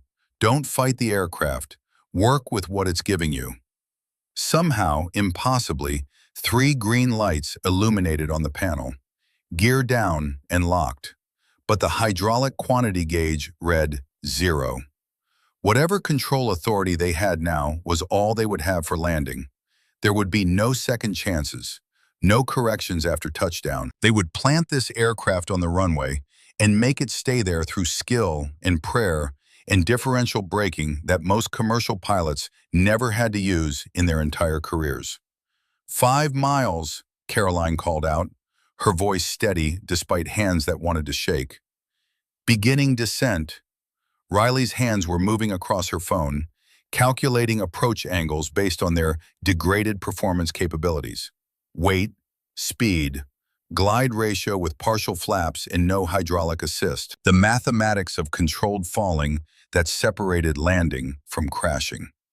"We'll be 15 knots fast over the threshold," she announced. "Plant it in the first 1,000 feet of concrete and use maximum differential braking. The overrun area is our safety margin. Better to use it and be embarrassed than to come up short and be dead." In the cabin, passengers had stopped praying long enough to stare out windows at the ground rising to meet them. Kansas City International Airport was visible now, emergency vehicles already racing toward the runway with lights flashing. Fire trucks, ambulances, the machinery of disaster response moving into position for an outcome that was still uncertain. Beaumont's hands gripped the seat back tighter, his knuckles white but his voice steady. "Captain, in the Gulf War, we called this kind of landing a controlled crash. You're doing everything right. Trust your training. Trust the aircraft. It wants to fly. You just have to convince it to stop flying at exactly the right moment." 3 miles out, the runway growing larger in the windscreen, Riley calculating angles and speeds with a precision that came from having done similar things in combat, when the alternative to success was death or capture or watching people you were responsible for die because you weren't good enough. 2 miles, she said, her voice dropping into a tone that Beaumont recognized from his own combat experience. Ice cold, emotionless. The voice of someone who had stepped outside their fear and was now operating on pure training and willpower. Speed 160, sink rate 800 feet per minute, were hot and heavy, but stable. The ground rushed up to meet them. The runway threshold appeared in the windscreen, marked by lights that seemed too close and approaching too fast. Riley's calculations had been perfect, but perfection in theory and perfection in execution were separated by the reality of damaged aircraft and degraded systems, and the simple fact that they were trying to do something that shouldn't work, but had to. 100 feet, Caroline called out. 50 feet. 40. Riley's voice cut through with absolute authority. "Captain Mercer, at main gear touchdown, idle thrust and ease back smoothly. Don't fight the sink, let it happen." First Officer Finnegan, the instant those mains touch concrete, full reverse thrust. "Don't wait for my call. Don't wait for the nose gear. Just do it." The world compressed into a single moment of impossible clarity. The runway racing beneath them, the aircraft descending at a rate that felt too fast and looked too steep, but was exactly what Riley had calculated they needed. The point of no return passing and leaving them committed to an outcome that would be determined in the next 10 seconds. The right main gear hit first, sending a violent shudder through the entire airframe that rattled teeth and tested the structural integrity of rivets and welds. Then the left main gear slammed down with enough force to compress the landing gear struts to their maximum travel. The aircraft bounced, lifting 5 feet off the runway in a moment that felt like failure before gravity reasserted itself and pulled them back down. The nose gear crashed onto concrete with an impact that exploded overhead bins throughout the passenger cabin and sent loose items flying. But Riley's voice remained steady, calling corrections with the precision of someone who had trained for this exact scenario, even though this exact scenario wasn't supposed to happen to commercial aircraft flown by competent professionals. "Maximum differential braking now.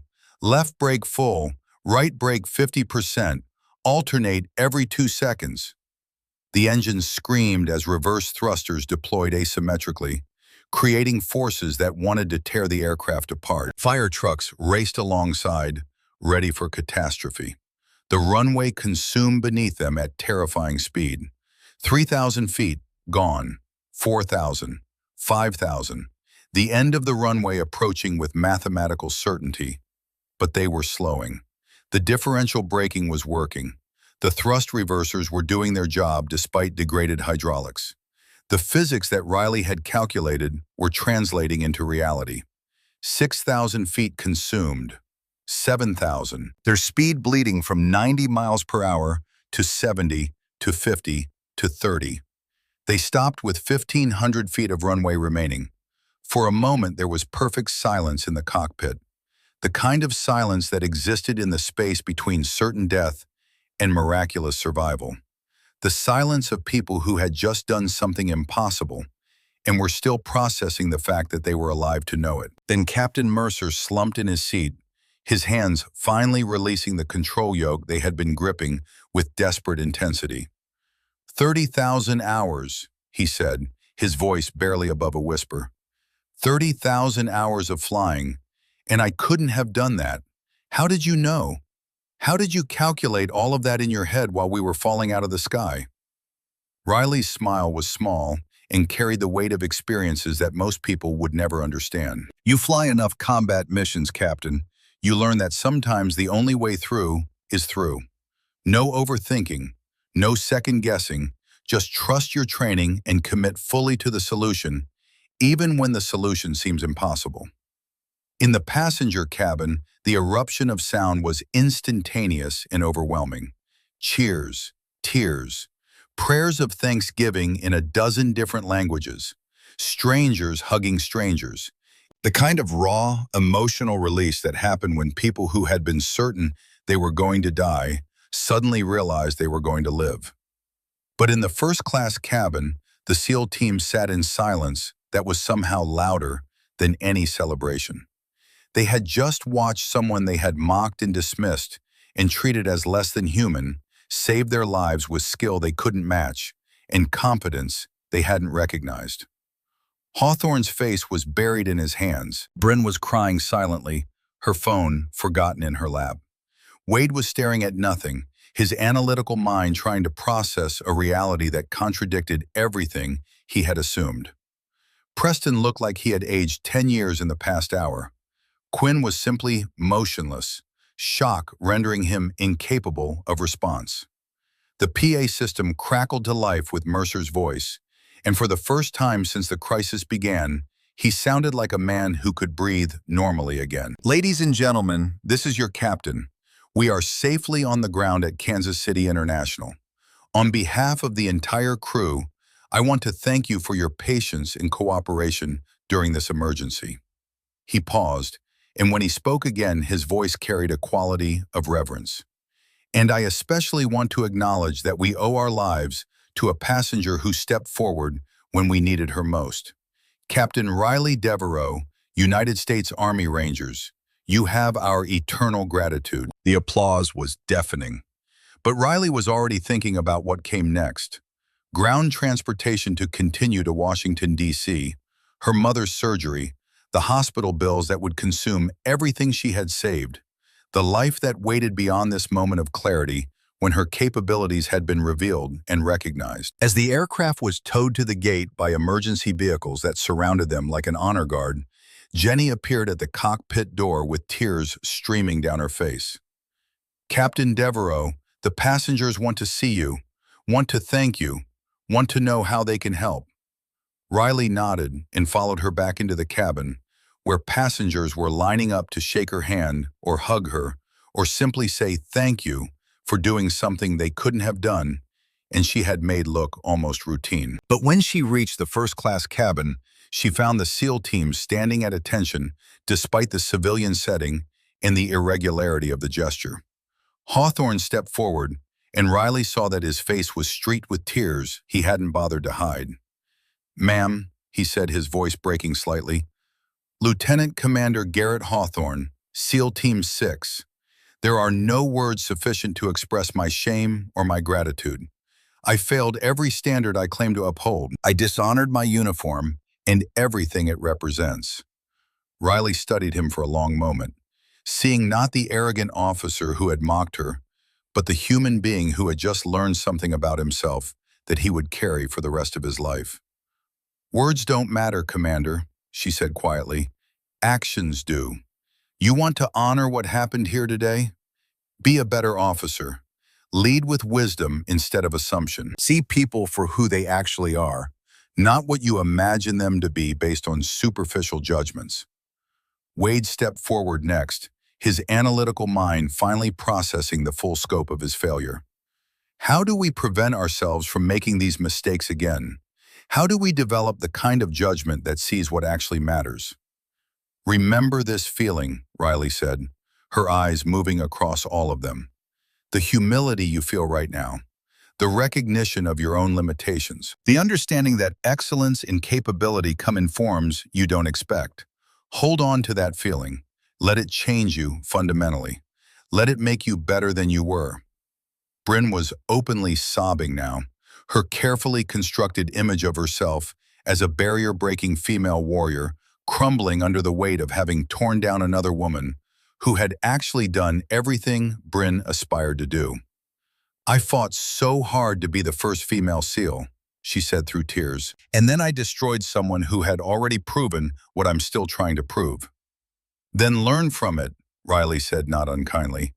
"And the next time you see someone who doesn't fit your image of what a warrior looks like, remember today. Remember that you almost died because you couldn't see past appearances to recognize capability." Preston approached last, his command presence finally being used for honesty instead of enabling cruelty. "Captain, may I ask why you left active duty? With your record, your skills, the military would have moved heaven and earth to keep you." Riley pulled out her phone and showed him the photo. Her mother in the hospital bed, ventilator tubes, holding the sign that read, "My hero daughter." "Sometimes the greatest service isn't to your country," Riley said softly. "Sometimes it's to the person who sacrificed everything so you could serve in the first place. My mother has stage 4 lung cancer from breathing chemical fumes for 20 years in a factory so I could afford MIT. The Army needed a soldier. She needed her daughter. There was no choice to make." The words hung in the air, revealing a depth of sacrifice that made their own service suddenly seem simpler and less costly by comparison. Beaumont had made his way from the cockpit and now stood beside Riley with the easy camaraderie of warriors who had shared combat, even if they had never met before today. "I'm taking up a collection," he announced, pulling off his desert campaign cover and holding it out. "This woman gave up a Medal of Honor nomination to care for her dying mother.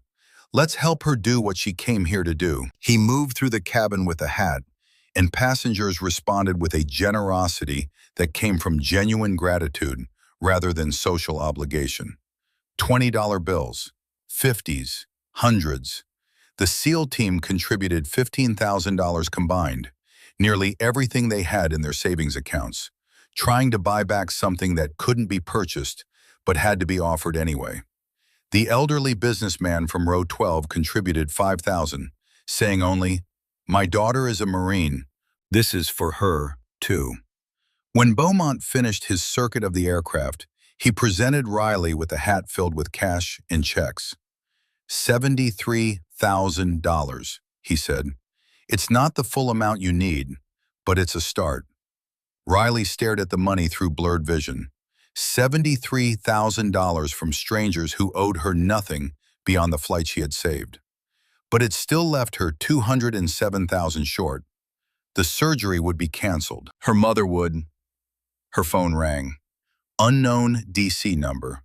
She almost ignored it, but something made her answer. "Hello? Captain Devereaux." The voice was male, elderly, carrying the weight of rank, even retired. "General Thaddeus Beaumont, United States Marine Corps. My brother Huxley just called me from your aircraft." Riley's eyes found Beaumont across the cabin. He nodded once, his expression unreadable. "General, I don't understand." "In 1991, a 22-year-old supply sergeant saved my life in the Iraqi desert. Corporal Diana Ashworth. She ran into enemy fire to pull me from a burning vehicle.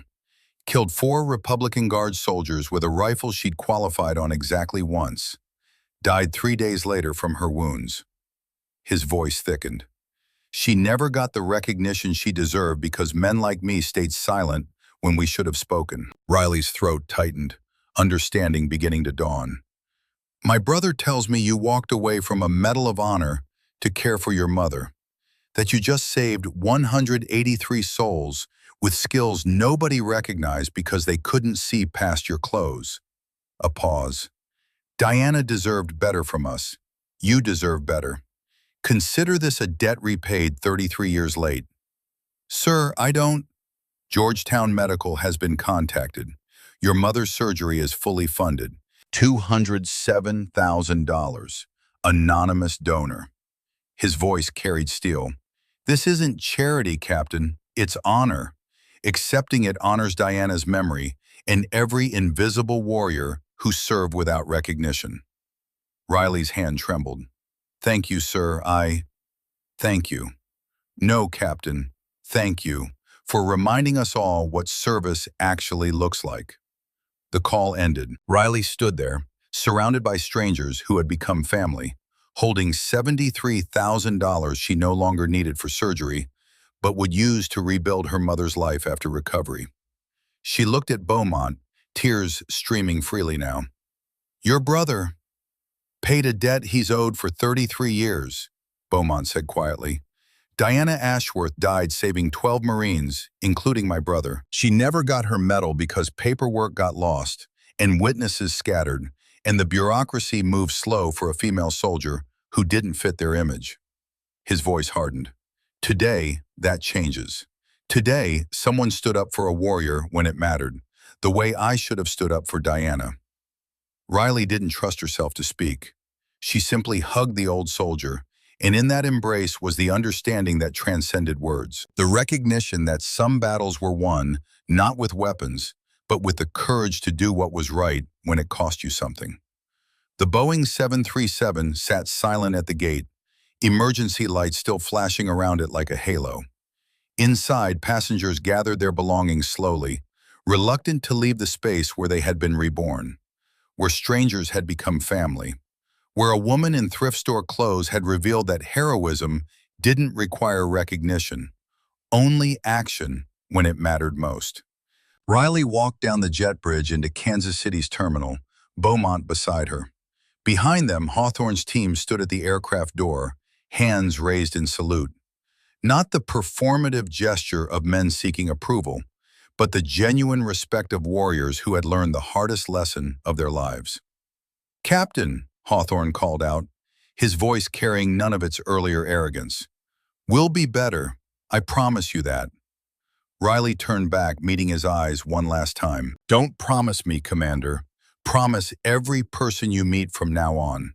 Promise them you'll see them clearly before you judge them at all. Then she walked into the terminal, toward the next flight to Washington, toward her mother, toward a future that had been impossible 2 hours ago, but now waited with open arms. 2 days later, Riley sat in her mother's hospital room at Georgetown, holding a hand that was stronger than it had been in months. The surgery had worked. The experimental treatment was taking hold. Her mother's eyes, clear and bright despite the lingering exhaustion, held tears that wouldn't stop falling. My baby girl, her mother whispered, squeezing Riley's hand. They told me what you did, on that plane, how you saved all those people. Mom, and they told me what you gave up. For me, her mother's voice broke. The Medal of Honor, your career, everything you worked for. Riley smiled through her own tears. I didn't give up anything that mattered, Mama. I chose what mattered most. I chose you. Her mother pulled her close, and Riley breathed in the familiar scent of the woman who had sacrificed everything to give her daughter wings. You've always been my hero, her mother said, from the day you were born until right now. Nothing you do in uniform could ever make me prouder than the woman you are without it. Outside the window, Washington, D.C. stretched toward the horizon. Somewhere in that city, medals were being awarded, ceremonies were being held, warriors were being recognized for valor. But in this quiet hospital room, the only recognition that mattered was a mother's love for the daughter who had come home when it mattered most. 6 months later, Riley stood in front of a classroom at Fort Benning, Georgia.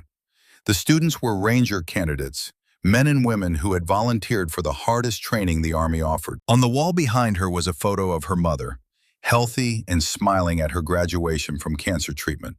Next to it, a vintage colorized photo of Corporal Diana Ashworth in desert fatigues, her Medal of Valor citation displayed beneath.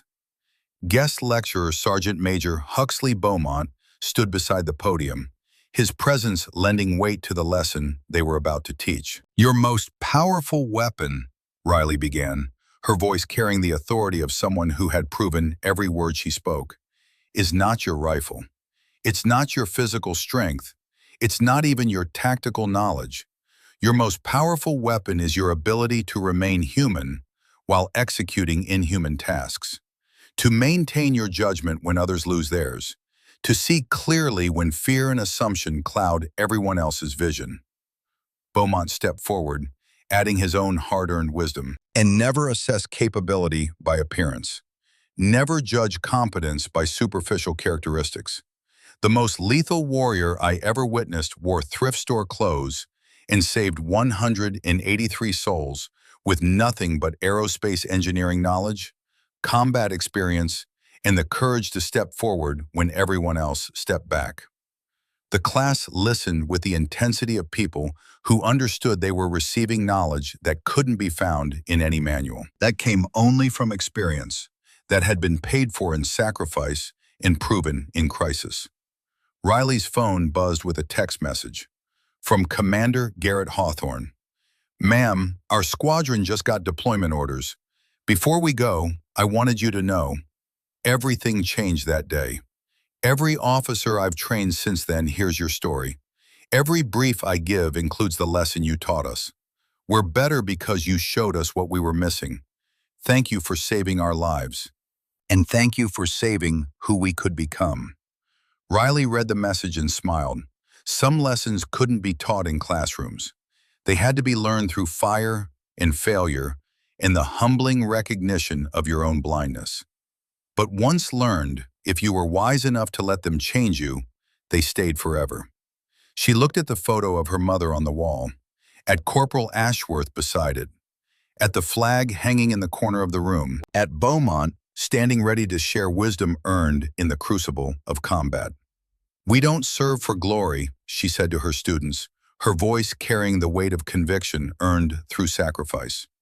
"We serve so others can live free, so mothers can watch their daughters succeed, so soldiers who came before us can finally receive the honor they deserved, so the people who come after us inherit a world slightly better than the one we found." She paused, making eye contact with each student. "That's the only medal that truly matters. The only recognition worth having. The knowledge that when it mattered most, when lives hung in the balance and fear whispered that you weren't enough, you stepped forward anyway. You did the impossible. You brought people home." Outside the classroom, the American flag moved in the Georgia breeze. Somewhere in Washington, D.C., a woman who had survived cancer was baking cookies for the daughter who had chosen her over glory. Somewhere over the Atlantic, a SEAL team was flying toward danger, with better judgment and humbler hearts, because one woman in coffee-stained flannel had shown them what they had failed to see. And in a small apartment in Kansas City, a framed newspaper article hung on the wall. "Mystery Hero Saves Flight 873. Below it, a handwritten note. "To Riley, who taught us that heroism doesn't announce itself. It simply acts when needed. With gratitude and respect, the passengers and crew of UA 873. The ghost of Kandahar had stepped out of the shadows for one perfect moment, had revealed herself not for recognition or reward, but because 183 souls needed her, and that was reason enough.